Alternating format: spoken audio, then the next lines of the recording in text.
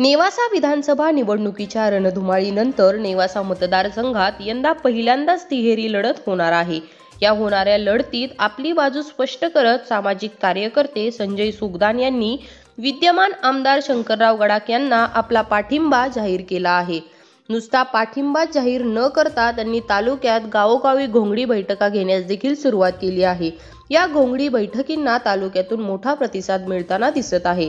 गावोगावी सुगदान आणि त्यांच्या कार्यकर्त्यांचे ग्रामस्थांकडून मोठ्या उत्साहात स्वागत आणि सत्कार होत आहे। अशीच एक घोंगडी बैठक काल चिंचबन या गावात पार पडली। या बैठकीसाठी आलेल्या सुगदान आणि कार्यकर्त्यांचे ओवाळून स्वागत करण्यात आले आणि चिंचबन येथील ग्रामस्थांनी मोठ्या संख्येने या बैठकीला सहभाग नोंदवला।